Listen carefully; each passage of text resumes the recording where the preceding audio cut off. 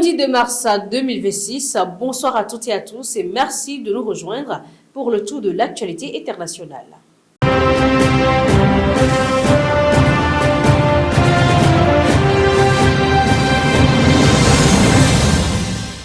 Nous commençons avec l'Afrique centrale.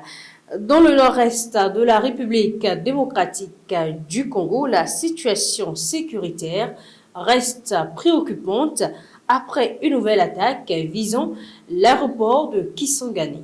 L'aéroport de Bamboka, situé à Kisangani dans le nord-est de la RDC, a de nouveau été visé par une attaque de drone le 1er mars 2026, environ un mois après un incident similaire. Selon les autorités de la province de la Chopo, plusieurs drones kamikazes transportant des sous-munitions ont été détectés. 4 appareils auraient été interceptés et détruits par le système de défense alors qu'ils survolaient la zone aéroportuaire. Un autre drone aurait été signalé au moment où un avion civil s'apprêtait à atterrir. L'attaque n'a pas provoqué de dégâts majeurs, même si certaines vitres d'infrastructures ont été soufflées. Par précaution, des habitants vivant à proximité de l'aéroport ont quitté les lieux. Les autorités locales pointent du doigt le mouvement armé Alliance Fleuve Congo et celui du mouvement du 23 avril et accusent également le Rwanda d'implication. Aucune revendication officielle n'a toutefois été faite. Cette attaque intervient dans un contexte de forte tension peu après la mort du porte-parole du groupe rebelle Willy Ngoma.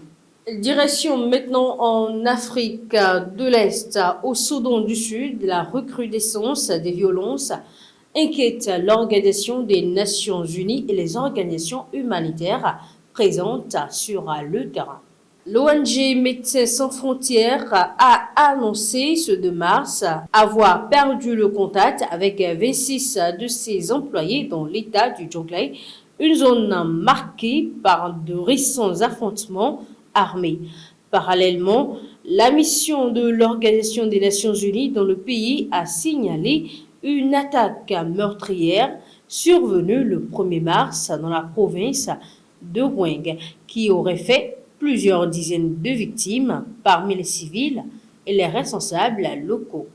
Ces violences s'inscrivent dans un contexte de tensions persistantes entre les forces fidèles au président Salva Kiir et les partisans de son rival Riek Machar. L'ONU craint une nouvelle guerre civile.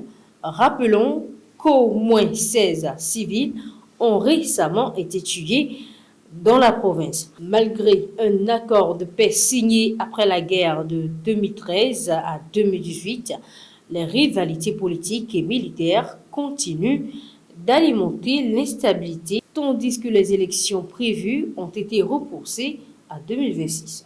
En Europe, à présent, la Belgique a annoncé l'interception d'un navire lié à la flotte fantôme russe en mer du Nord, une opération qui s'inscrit dans le cadre des sanctions contre le gouvernement de Moscou. Selon le ministre des Affaires étrangères, Maxime Prévost, l'opération menée par les forces spéciales a permis d'escorter le navire vers le port de Zeebrugge afin qu'il soit saisi et inspecté. Cette flotte est soupçonnée d'aider la Russie à contourner les sanctions occidentales imposées après l'invasion de l'Ukraine en 2022. Identifié comme le pétrolier Etera, le navire battait pavillon de la Guinée, mais les enquêteurs estiment qu'il naviguait sous faux pavillon avec des documents falsifiés. Une enquête pénale a été ouverte.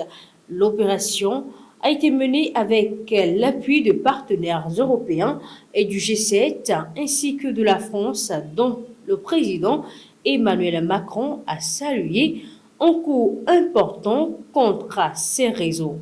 De son côté, le ministre ukrainien Andriy Sybiga a applaudi cette action visant à réduire les ressources financières de Moscou. Pendant ce temps, la tension monte au Moyen-Orient. Le président des États-Unis, Donald Trump, tente de justifier les frappes menées avec l'État d'Israël contre l'Iran. Sans allocution officielle à la nation, il a multiplié les messages sur sa plateforme Truth Social et dans les médias pour défendre cette intervention militaire et préparer les Américains à d'éventuelles pertes après la mort de 3 soldats.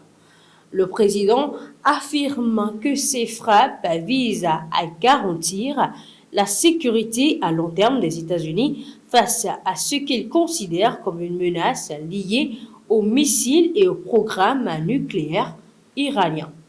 Il a aussi assuré que les opérations se poursuivront jusqu'à atteindre leurs objectifs et pourraient durer environ 4 semaines.